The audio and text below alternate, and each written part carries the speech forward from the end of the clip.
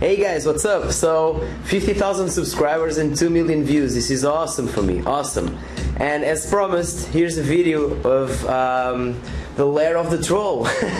This is the cave where the troll makes all the magic happen. There you go. It's basically this. It's a small room actually. I'm gonna let me film it from the door. So basically I have this shelf where I put all the books and stuff that is important. Same thing over there. As you know, I'm a teacher and lots of things to read, lots of stuff to do all the time, so there's basically no room for this many books in this tiny room. So there's a treadmill here. I use it every day, or almost every day. Trust me, I'm not joking. I actually work out. The troll does work out. I don't just sit under the bridge all day. And basically this is it, guys. This is my Razer TheRAIDER, the one that disconnects randomly when I'm trolling. These are my Gamecom 777, all broke, you know, tape all over them, completely ruined. But you know that they still work, that's what matters. This is my PC here. Trust me, it's a big case, but what's inside, it's not that good. So this is basically it, guys. Oh, let me introduce you Arnie here. You recognize this guy? Let me zoom in. Yeah, this is my inspiration, huh? No, this is just something I bought for myself, like I think it was last Christmas. And oh, there's some dice dog tags here. They actually were, let me just, they actually were given by DICE. They were sent to me by, oh, sorry, like this. They were sent to me by Daniel Matros, the community manager, along with this Battlefield 3 book. I never actually read it. I'm not really interested into that. But he gave me this because, as you guys know, I'm a member from the EA UK community, formerly known as no, actually they were formerly known as EA UK, and now we are called Modder HQ. So we did some pretty nasty feedback, constructive feedback threads there, and Zinto felt the need to, you know, compensate us for something. At least, I guess it's better than nothing, since he doesn't have the power to actually fix Battlefield 3. He actually recognized our effort and tried to compensate, and I really appreciated that. So this is basically it, guys. I hope that you enjoyed this. I'm gonna answer a few questions as well. I'm gonna put some gameplay on the next couple of minutes, and I'm gonna answer some quick questions that were left over from my previous video, the one about the 10,000 subscribers. Anyway, guys, thanks for watching. Cheers. So guys, it's time to answer some of your questions. As you guys know, I released a 10,000 subscriber video, and I did some Q&A there, and then you posted new questions on that video, and I'm answering those questions right in this one. So if you have any different questions, any questions that haven't been answered before, make sure you leave them on the comment section of this video, because when I do the next video, hopefully soon, of course, I'll answer those questions as well. Okay, guys? So let's start off with the first question. Have you ever thought about Minecraft? Yes, I did. There was a time that I was actually kinda thinking about doing one video or two about it, but then I thought that the game was really time consuming, and I needed to focus on the stuff that I had now, or that I had at that moment, so I wasn't really trying to expand to the Minecraft world. But yes, I did think about it. Next question, have you ever heard of Sonic Youth? Yes, I did, and I think they rock. Next one, skill. If you were a game developer, what kind of game would you make, and what would it be about? So I would make a first-person shooter / MMO / RTS about Modern Warfare War. You know, Modern Warfare War. Sorry, Modern Warfare. Something like, imagine Battlefield 3 with Planetside 2 and StarCraft 2, for example. You know, where you have this special mode where you can control and give guidance and lead your team to victory from an RTS point of view, giving orders to your teammates like capture that flag, capture that specific outpost so that we can get the tanks that spawn there, you know, do surveillance on this specific area because those points will give me the ability to release an airstrike somewhere nearby and support the team on somewhere else around the map, you know, stuff like that. Really teamwork oriented. And then of course you would have the infantry fights you have on Battlefield 3 and the vehicle fights you have on Battlefield 3 as well, but on a Planetside 2 scale, on an epic scale, like thousands of players in the same server at the same time. and I think it'd be a really neat experience. That's the game I would do, the kind of game I would do. Next question: do you like to cook? Yes, I do. Even though I'm not really experienced at it, I really love when I do cook. Next one: what grade are you teaching, and do you talk about trolling in your class? No, I don't talk about trolling because the kids troll me enough. Trust me. They're the biggest trolls ever, the kids nowadays. Anyway, I teach from, I currently give lessons to kids between the age of 5 and 10 years old. Next one. What is the one awesome moment you had in online gaming that you wish you caught on tape? That's an hard question. I honestly had so many of them, and I actually have one specific moment about Counter-Strike. When I was playing the game on a high competitive level, I did one of the best moves ever in my you know, my time as a first-person shooter online player. Then it's really hard to explain unless you are really familiar with Counter-Strike 1.6. But basically, imagine this: it was a final online. We were on a LAN tournament at the final, and we were playing against one of the top players in the world, and definitely the best player that there was on our country at that time.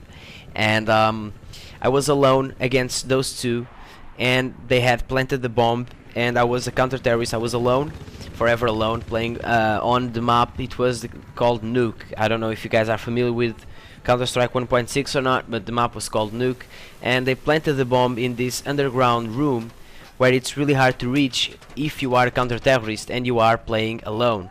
So I did some pretty smart move. I would describe it, but you guys wouldn't probably understand it.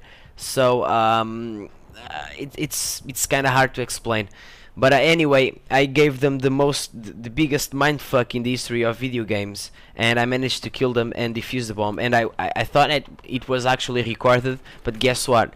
Those demos were intentionally deleted after the end of the tournament, because everyone that was watching the game online was like, whoa, that was awesome, hey, what the fuck, how did you pull that off? It was amazing, oh my god. And everyone was like insane, and since we were the underdogs, the guys didn't really want that to leak out, so they deleted the demo files. Yeah, bunch of fucktards. Anyway, I had other moments as well, some Battlefield 3 moments where I was like dropping down from a parachute and I was aiming at the tank with my RPG, and as soon as I fire my RPG while I was mid-air, a jet tries to run me over, but it fails and goes under me. And as he goes under me, he gets hit by my RPG and gets destroyed. It was really a lucky moment, but a really awesome one as well. And I wasn't recording. It's always like that.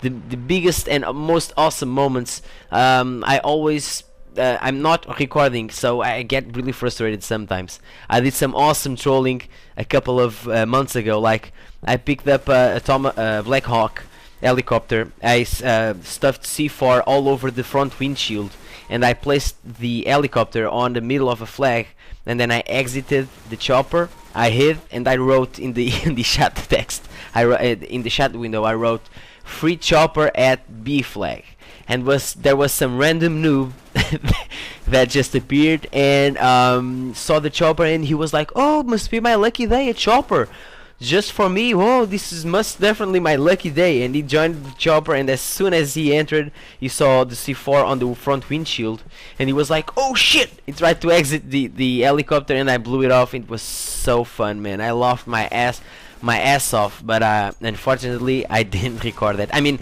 I actually did record that, but I remember that I was low on disk space and I was getting rid of some videos that were useless, and I accidentally deleted that one as well. And since then, believe me, I've been trying to recreate that situation, and I've been failing over and over again. That was just one in a million situations that I got lucky and I erased the video, man. Anyway, next question. I have close quarter spec and I want to buy premium, or at least back to Karkand, and I wonder if I can own close quarters weapons and also back to Karkand weapons. Well, in order to own those weapons, you have to have those specs. You can't have back to Karkand weapons if you don't actually buy that expansion. All right. And if you do buy that expansion, you can play with those weapons on any other map, even if it's not from the Back to Karkan expansion or Close Quarters. It doesn't matter. As long as you have the DLC, you can use the weapons on whichever map you want. Next question. Have you... oh, you mentioned many games, but not Medal of Honor Warfighter. Are you interested in that game?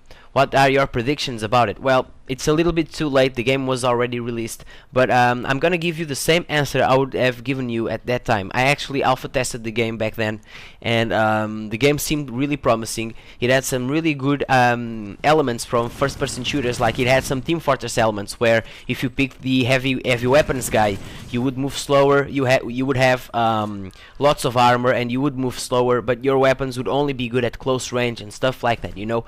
And if you were the Spec Ops class, your weapon wouldn't give that much damage, and you would move faster.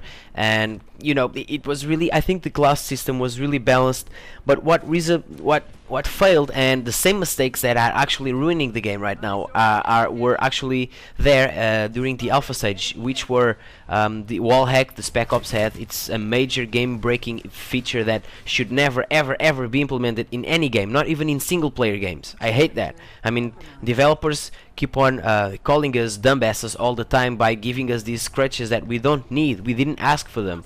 Why are developers treating the customers, the players, like they're a bunch of dumbasses? Oh, we better give them a wall hack, or else they won't be able to play the game and enjoy it. Oh, let's give them unlimited sprint and unlimited bullets as well. I mean, come on, really?